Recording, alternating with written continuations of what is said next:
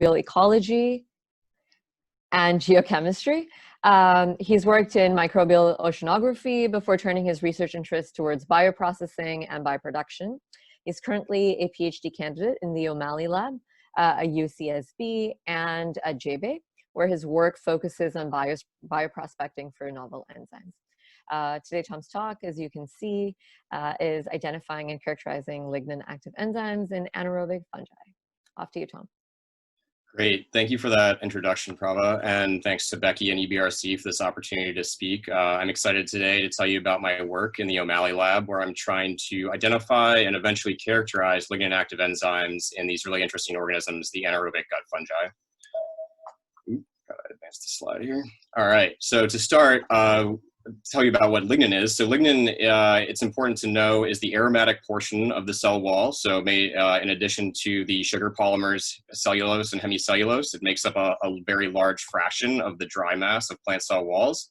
And it's interesting because it's aromatic. And what I mean by that is it has these rings with alternating double bonds. And those rings with alternating double bonds are really interesting to us from a biorefinery perspective because we can make them into really interesting value-added materials and chemicals. And so here, I'm going to get my laser pointer going here. I'm sorry about that. Or I'll just use the cursor here. Anyway, lignin is really important to the biorefinery process because it can be made into really valuable things compared to what the sugar polymers can be made into. And so today I'm going to be talking about biological methods of recovering lignin and breaking it down so that we can reassemble it into value-added chemicals like plastics, like performance resins, and even things like carbon fibers. But today I'm focusing on deconstruction, as we say at the Joint Bioenergy Institute. And so to start off, I want to tell you why this is an interesting system to look for these enzymes in. And part of the reason is that there are no anaerobic mechanisms of lignin depolymerization that we know of right now in biological systems. And so what I'm showing you here is a sort of canonical manganese peroxidase cycle from higher fungi. So these fungi that are in the middle of this slide use reactive oxygen species like hydrogen peroxide, and they dismute hydrogen peroxide to create free radicals that diffuse into the lignin matrix and react with it. But that doesn't work very well if you don't have any reactive oxygen species to start this cycle. So that's an interesting problem for us. We're looking for something that doesn't exist yet. And part of the reason we think we can look in this system for these enzymes is we're starting to see signs that some anaerobic organisms can use lignin anaerobically. So that would mean depolymerizing it. And in this case that I'm showing you, even metabolizing lignin to some extent. So we see this isolate from a rainforest floor that's drawing down lignin over the course of its growth curve. And when lignin's added to the media, it seems to grow better than it does without the lignin added. So that's an intriguing development. And we think we can look for some enzymes that might depolymerize lignin anaerobically. And so another reason why this is maybe a good thing to look for is that we know that lignocellulose degradation occurs really rapidly in some anaerobic environments. So humans have developed technologies like lignocellulosic anaerobic digesters that can take a really long time to break down these polymers. But we know that nature has better ways to do this, specifically ruminants, so large herbivores like cows, goats, and sheep are able to break down lignocellulose really rapidly in less than 2 days and extract nutrition from it. And the reason they're able to do this is they harbor these really interesting communities of microbes. And today I'm going to tell you about one specific member of these communities that we think are the biomass degradation specialists. So in the OMalley Lab, we focus on these really interesting non-model organisms, the anaerobic gut fungi. And I'm showing you some pictures of them over here, of this helium ion microscopy in the inset. And so these bulbous structures are the body of the fungus, and it grows these root structures into newly ingested plant matter that the goat or the cow or sheep is eating. And they're really, really, really good at breaking down plant cell walls. And they do this with a really interesting life cycle where they have this propagation stage that they start out as. You can think of zoospores as baby fungi. So when the goat or the cow ingests new plant matter, these zoospores swim towards the plant matter. They insist on it, and they start growing these rhizoid structures into the lignocellulose so that they can secrete enzymes into the plant cell walls and break them down. As the fungus extracts nutrition from that plant matter, it reproduces and it creates copies of itself inside of this sporangium structure, which is the same as I'm showing you over here. just in the schematic. And eventually the sporangium bursts and releases new zoospores, and the cycle continues.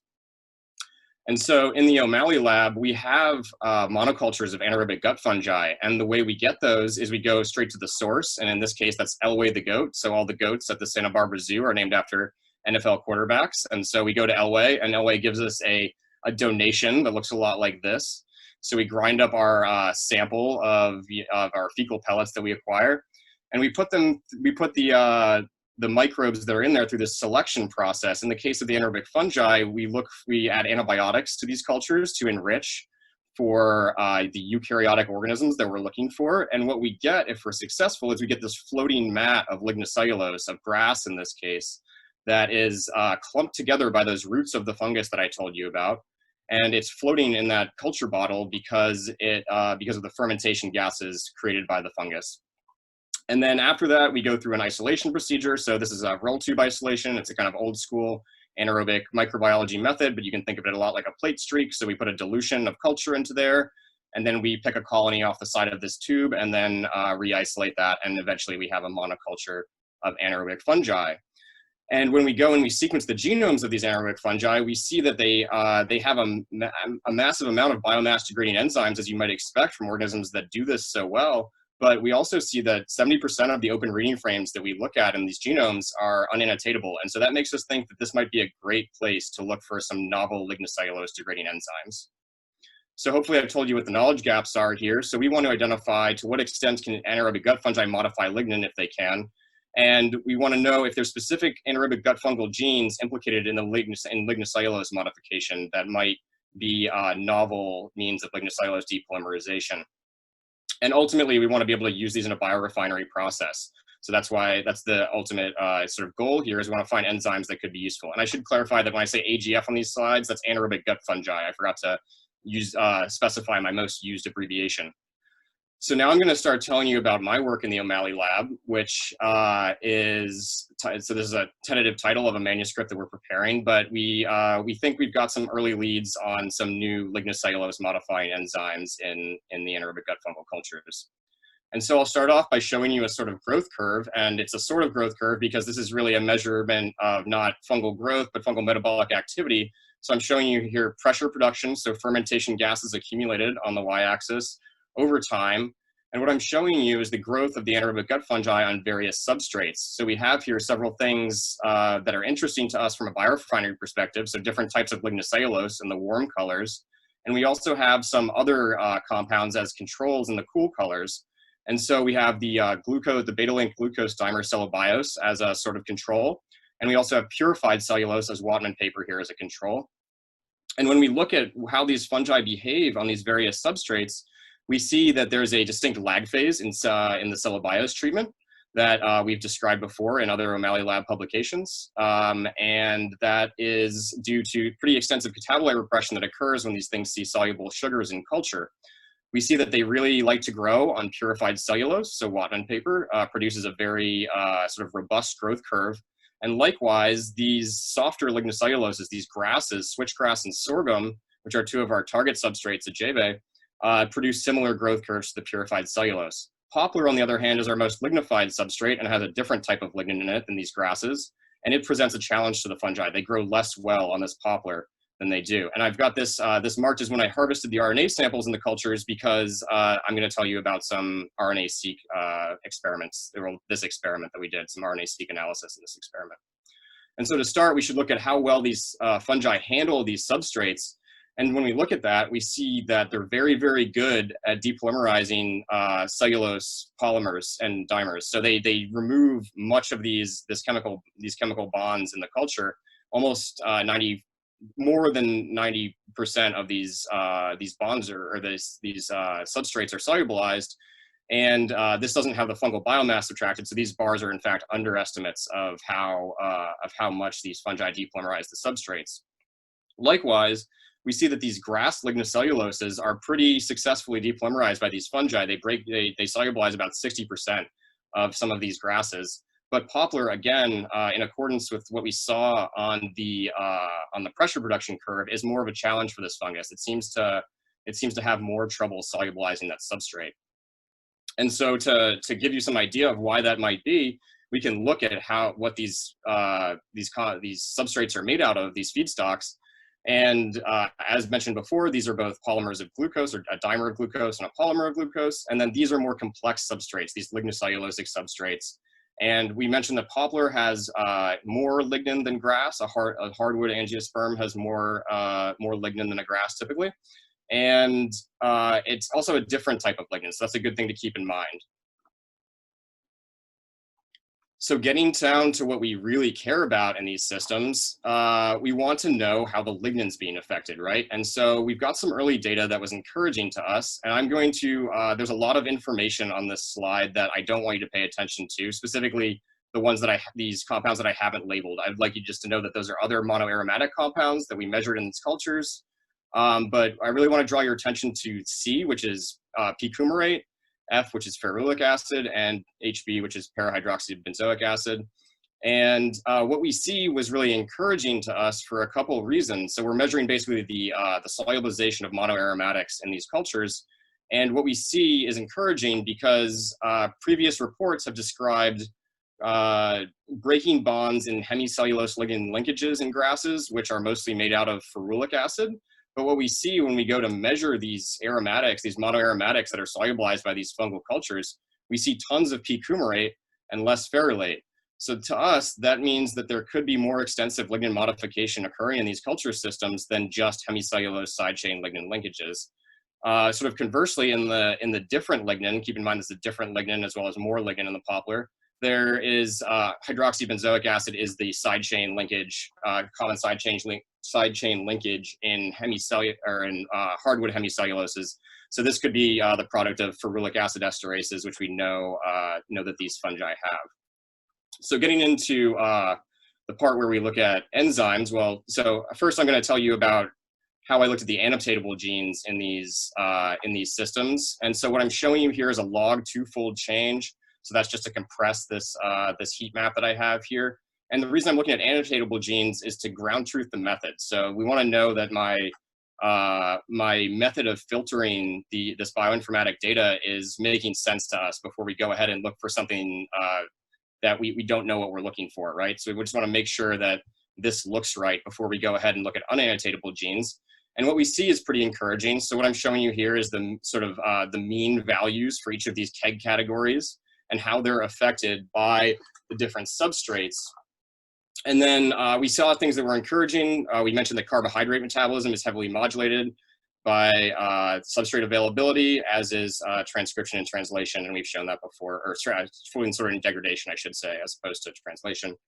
And we can look at that a different way using a bioinformatic filter, looking at whether we've induced certain genes on lignocellulose, repressed them on cellobiose, if we've repressed them on lignocellulose or induced them on cellobiose. And what we see here is even more encouraging, I think, because what we see is that the categories that are coming up the most are the ones we would expect them to, the categories we would expect to see regulated, which are carbohydrate metabolism and folding sort and degradation, these sort of controls on the fungal metabolism. And so this is you can think, so this is a volcano plot that I'm showing the number of genes that we counted in each filter in each of these regulation filters, and then also the mean value of those. But getting into what we really, really care about, which are the unannotatable genes, and there's a lot of information on the slide. Please don't pay attention to the numbers. Those are just identifiers for microcosm open reading frames.